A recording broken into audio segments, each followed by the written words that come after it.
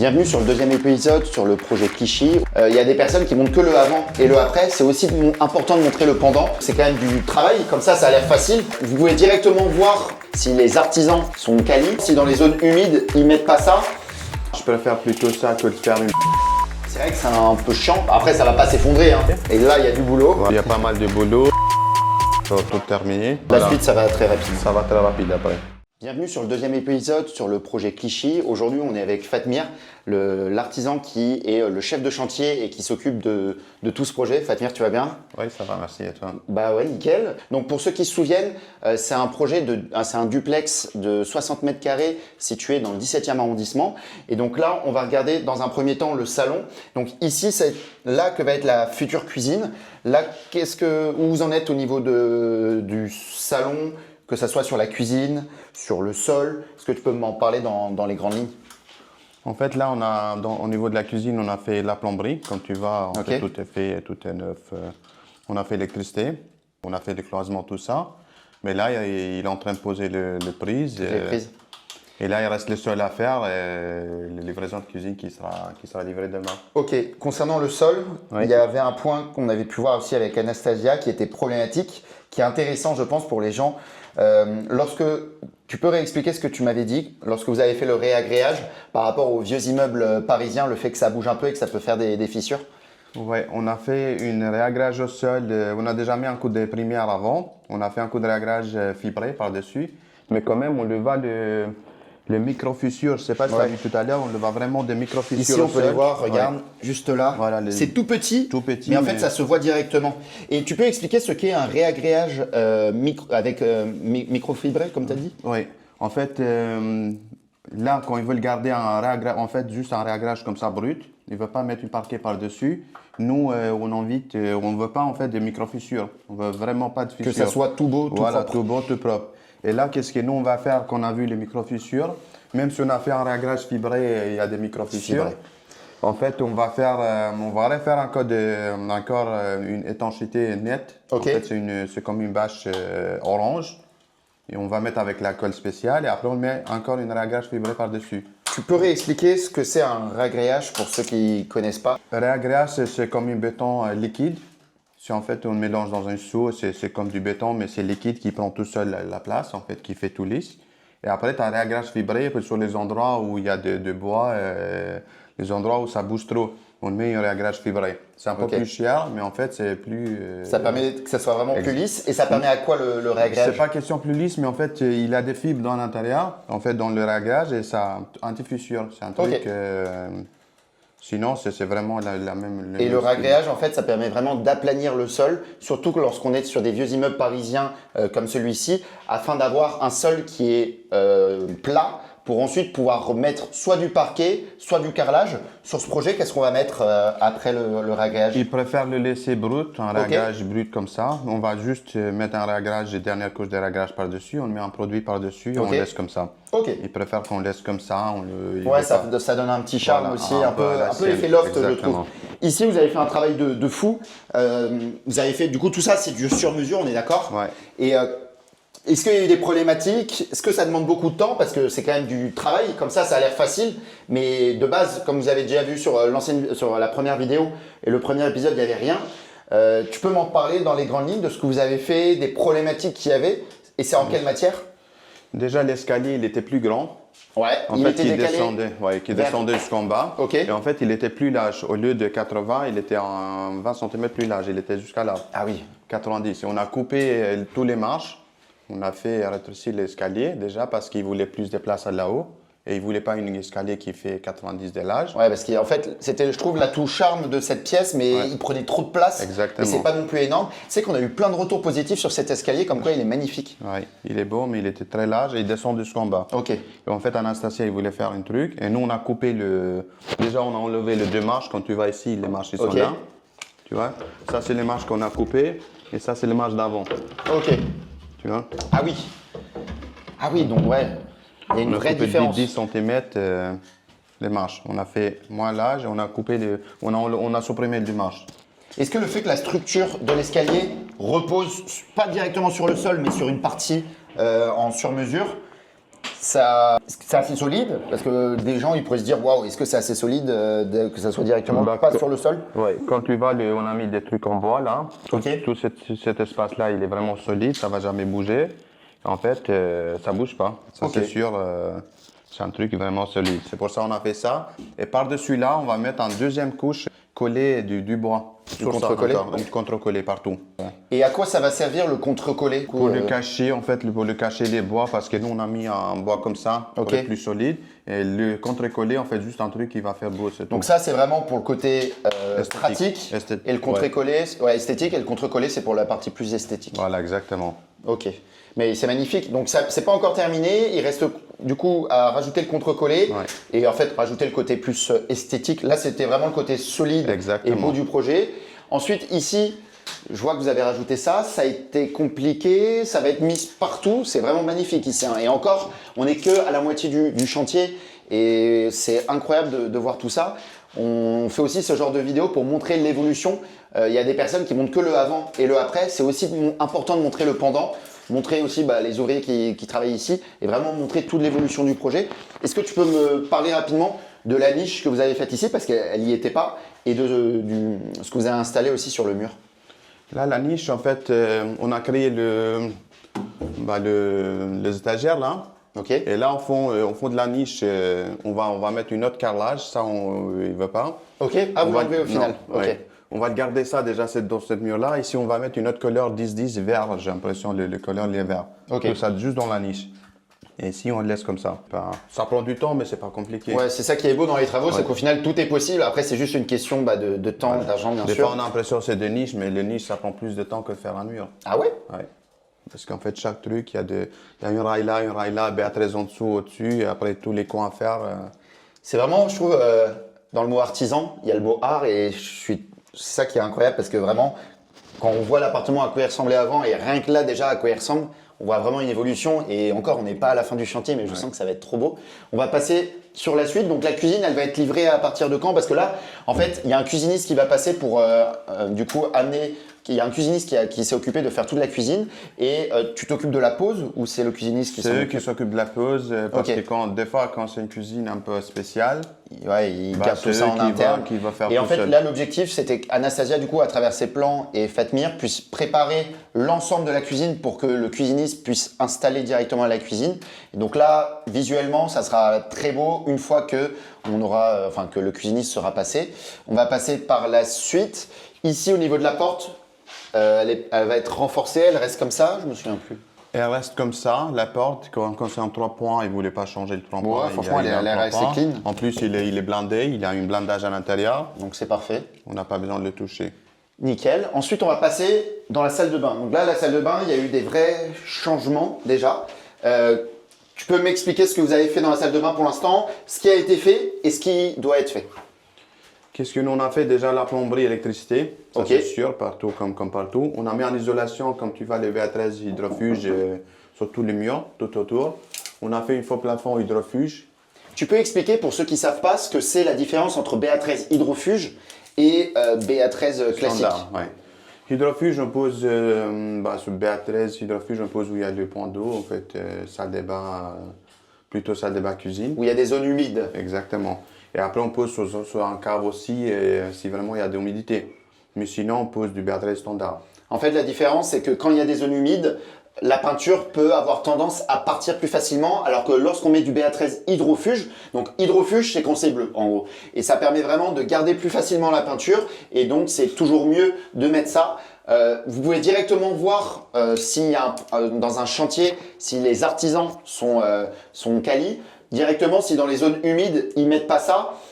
Parfois, ils peuvent mettre du vernis. Ouais. Je sais qu'ils peuvent mettre du vernis, On mais peut toi, mettre- tu préfères vraiment mettre ça ou faire avec le vernis? Moi, je mets toujours ça. Je préfère plutôt ça que de faire une BA13 standard après rajouter de vernis. Moi, je conseille Direct mettre plutôt ça, direct ça, comme ça, il est tranquille. Et pour un client qui, par exemple, veut faire absolument des économies, ça revient au même de mettre ça ou de mettre Le le vernis BA13 aussi, c'est avec pas le vernis. donné. De toute façon, quand on compte le BA13 si on pose des BA13 standards, après on rajoute des vernis, ça vient plus ou moins le même prix. Je vois que du coup, vous avez démonté l'ancienne douche pour mettre une baignoire. Les clients voulaient absolument mettre une baignoire. Ici, au niveau du mur, On reste là-dessus. C'est compliqué d'ailleurs parce que je vois que c'est un peu technique. Je sais que quand c'est à l'horizontale, ça va, mais là, c'est mis d'une certaine manière. Est-ce que ça demande beaucoup de temps? C'est compliqué parce que regarde, là, on se dit c'est facile, mais quand on arrive ici, il faut vraiment calculer pour que tout rentre, etc. Ça demande beaucoup de temps? En fait, il n'y a pas beaucoup de mètres carrés ici, mais ça prend plus de temps que de le faire. Vraiment, c'est long ça. Ok. C'est long à faire, mais c'est pas compliqué. C'est esthétique, Ouais. mais c'est un peu long. Ici, ça va être quoi ici? Ici, ça va être le WC. Ok. Avec la canalisation qui est juste là. Ça va être un WC suspendu ou un WC Il est classique? déjà intégré le WC quand tu vas. Géberit? Déjà dedans, c'est une Géberit. Ok. Et là, on va faire les joints et après on rajoute le WC là. WC Géberit, c'est le meilleur en termes de suspendu. Et je préfère Groé parce que là, en fait, Groé, il était moins. En fait, plus qu'à une place. On a plus de place ici, mais en fait, ici, on a mis du Groé. Parce qu'en fait, l'avantage d'un WC suspendu, c'est que c'est esthétique, même pour aussi nettoyer la salle de bain. L'inconvénient, c'est que ici, ça fait perdre un peu de mètres carrés. Ouais. Donc, c'est pour ça qu'on conseille toujours sur un projet de résidence principale, en effet, mettre un WC suspendu, c'est super. Mais sur un projet locatif, moi, je conseillerais toujours de mettre plutôt un WC classique. Un, parce que c'est plus solide et ça évite d'avoir un locataire qui peut potentiellement le casser. Et deux, ça permet un petit peu de gagner du mètre carré et donc forcément ça se valorise. Et si vous gagnez 0,5 mètre carré, par exemple à 7 000 € du mètre, ça vous fait quand même 3 500 € d'économiser. Donc après voilà, c'est comme pour tout, soit on appuie sur l'esthétisme, soit on appuie sur le mètre carré pour tout conserver. Au niveau de la ventilation, qu'est-ce qui a été fait? Là, je vois qu'il y a un tuyau de VMC. Il y avait une VMC ici avant ou Non, il y avait on a pas dû de tout VMC. faire? Non. Le VMC il se trouve à l'étage. On va les voir de toute façon après. Ouais. Et en fait, il y a des gaines qui passent là, qui passent dans ce jour et qui passent dans la chambre. Ok, parce qu'ici, il y a un faux plafond, Il y a un faux mais plafond. pas partout. Non. Et c'est pas compliqué de mettre une VMC quand il n'y a pas de faux plafond partout? Ouais, c'est compliqué. Ici, c'était assez compliqué parce qu'en fait, qu'on avait juste seulement ici un faux plafond et de l'autre côté, il n'y avait pas. En fait, c'était un peu compliqué, mais on a réussi de le faire. Sur les projets locatifs, en général, on met toujours un faux plafond. Ça permet de cacher tout ce qui est un peu pas forcément beau à voir, c'est-à-dire tous les fils, la ventilation, la VMC, tout on peut mettre là-dedans. Donc visuellement, ça fait descendre un petit peu la hauteur sous plafond, mais ça fait gagner un temps fou pour les artisans, parce que sinon tu dois faire des trous à gauche à droite, tu dois essayer de faire passer, c'est un peu Déjà compliqué. pour cette gaine-là, c'est pas possible, il faut faire du coffrage. Ok. Sinon, pour le câble électrique, on peut faire des saignées sur le mur, mais pour le gain comme ça, c'est pas possible. Et les saignées, ça dépend aussi de quel type de mur. Si c'est des murs anciens, ça va, mais si c'est brut de béton années 70, là, ça va être compliqué. On va passer dans la future chambre. Déjà, au niveau de l'électricité, donc il y a encore tout à revoir. Là, vous en êtes où au niveau du tableau? Au niveau du tableau, on a posé le GTL, tu vois, les gaines techniques quand tu vas. Ça, en fait, GTL, tu peux expliquer ce que c'est le GTL? GTL, en fait, c'est une gaine technique où il y a tous les câbles qui y passent. Parce que nous, on pose une GTL parce qu'il y a pas mal de câbles derrière. Ok. Et comme ça, au lieu de le faire en grande ouverture derrière, on pose un GTL et il y a tous les câblages qui passent derrière. L'endroit est parfait en tout cas. Tu as l'impression que ça a été calculé pile poil pour le mettre ici et le cacher. Parce que souvent, c'est vrai que si ça avait été mis là, ça aurait pris un peu de place sur l'entrée. Et là, on va faire après, on n'a pas fini encore le tableau. On a tous les trucs. On a déjà branché pas mal de choses, mais on a des finitions à faire. Dès là, il faut brancher de grands câblages. En fait, les arrivées de grands déjecteurs jusqu'au tableau. Et après, ça, on ne fait pas avant qu'on fait installer toutes les prises dans le chantier. Parce que, là, les prises, elles ne sont pas encore toutes installées, comme on peut voir. Ensuite, on passe dans la chambre. Donc là, on est dans une étape importante qui est le sur-mesure. Est-ce que tu peux me dire là pourquoi il y a cette table, pourquoi il y a ça et qu'est-ce que vous êtes en train de faire au niveau de la tête de lit? En fait, il y a les tables parce que nous, on coupe les planches sur place. Et en fait, quand ici, le sol et rien n'est droit, c'est à Paris. Quand tu vas déjà le plafond là-bas, ici, il fait 60, de l'autre côté, il fait 63, 65. Ok, ici et ici. Tu vois, là, le tasseau en dessous, il est droit. Mais quand tu vas là-haut, tu as l'impression qu'il n'est pas droit. Parce qu'en fait, le plafond, il n'est pas droit. Ça, en fait, il faut savoir que dans les vieux immeubles parisiens, ça arrive énormément que les appartements ne soient pas droits. Donc, ça peut être problématique. Comme pour tout, il y a toujours des solutions. Ça demande beaucoup plus de travail pour les artisans parce qu'en fait, c'est du sur-mesure. Ouais. C'est-à-dire que ici, ça va être un peu plus haut, là, ça va être un peu plus bas. Comment tu t'adaptes quand c'est comme ça? Parce que c'est vrai que c'est un peu chiant en toute transparence. Comment tu t'adaptes quand c'est comme ça? Bah, c'est pour ça on prend le truc sur place, on coupe sur place. Parce que c'est pas possible de faire créer une usine. Ouais, tu dois Parce tout mesurer. on le mesure tout sur place. Ah ouais, purée, donc ça En demande fait, on beaucoup de mesure boulot. plusieurs mois. Après, on coupe 2-3 cm là, 1 cm là. Mais de toute façon, quand tu vas ici, tu vois, les tasseaux est droit. Mais ici, tu vas 60 ici. Ouais. Et là, il fait plus que 60. Tu vois, il fait 64. Ça veut Ouais. dire de 4 cm. C'est énorme 4 ouais. cm en vrai. De 4 cm, les plafonds, et là, ça descend, ici, ça monte. Mais quand C'est tu poses impressionnant. quand on pose le laser, là, ici, on est à 100% droit. Une fois, j'avais fait un visite dans un projet rue Montorgueil et je m'en souviens que le sol, l'appartement était abandonné depuis 40 ans, il le servait en grenier, rue Montorgueil, le truc de fou. Et je m'en souviens que le sol était comme ça. Ouais. On mettait une bille, ça avançait comme ça. Et c'est vraiment les vieux immeubles, ça travaille. Et parfois, ça a tendance à un petit peu. Après, ça va pas s'effondrer, hein, mais c'est juste que c'est comme ce qu'on avait dit pour le sol. Le bois, ça travaille un peu le sol. Et puis l'immeuble aussi également bouge régulièrement.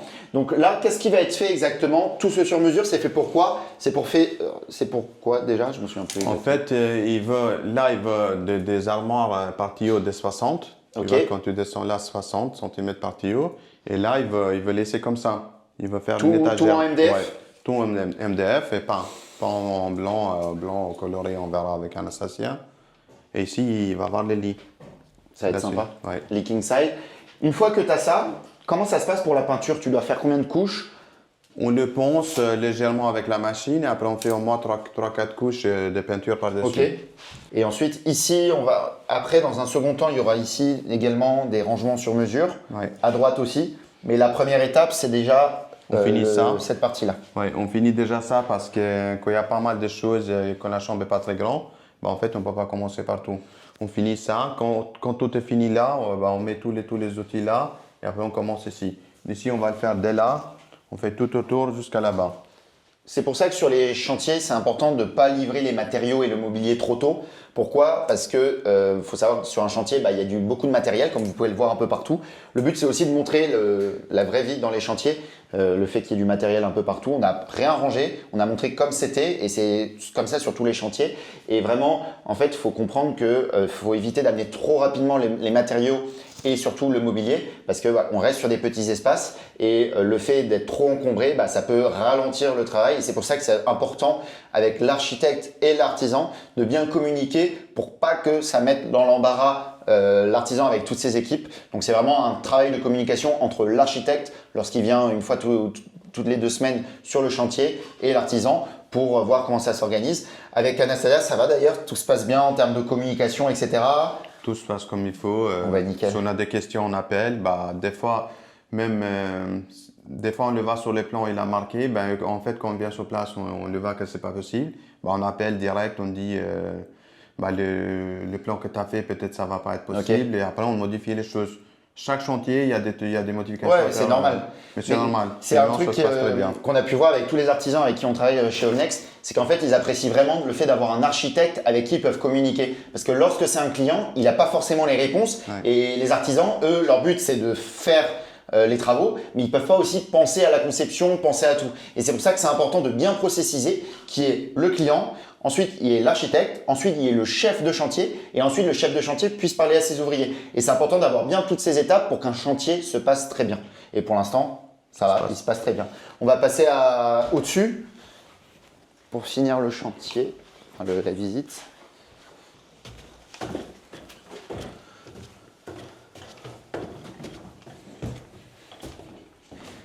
Déjà, la première chose qui est cool, c'est que quand je devais monter, avant, je devais me mettre comme ça. Ouais. Et là, le fait qu'on ait ouvert la trémie, ça change tout, je trouve. Tu te sens moins claustro. Et je sais que le client, Pierre, il est assez grand aussi.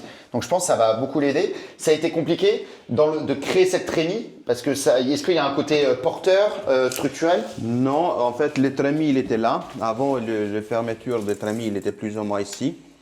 Tu vois, tout cet espace-là, on a fait une ouverture. Ça change Mais tout, là, hein. on ne pouvait pas y aller plus loin parce qu'ici, il y a un poutre en bois, Ouais, poutre faut général. éviter C'est comme d'y ça, toucher. on n'a pas touché. On peut toujours le faire, mais après, il faut passer par un ingénieur Ouais, qui mais bon, vérifie. ça fait. En fait, dès qu'on attaque, entre guillemets, à un point de vue structurel de l'immeuble, Ça peut être des longs mois d'attente, notamment en assemblée générale. Donc il y a deux options. Là, souvent, on tourne cette vidéo au mois d'avril. Lorsqu'on est entre mars et mai-juin, c'est là qu'il y a les périodes des assemblées générales. Donc c'est là qu'on peut justement arriver avec un document fait par un ingénieur structure pour toucher à ça. Sauf que si on n'est pas sur cette période-là, on va devoir faire une assemblée générale exceptionnelle. Et donc là, on doit forcément faire beaucoup de paperasse auprès du syndic. Et ça coûte un petit billet en plus. Donc c'est pour ça que c'est important de bien tout prévoir. Et s'il y a un projet qui est structurel, mieux vaut le faire passer lors d'une assemblée générale plutôt que lors d'une assemblée générale exceptionnelle. Ensuite, donc à l'étage, visuellement, on a l'impression qu'il n'y a pas beaucoup de changements. Est-ce que tu peux me dire ce que vous avez fait, notamment au niveau du bois et au niveau des murs, surtout?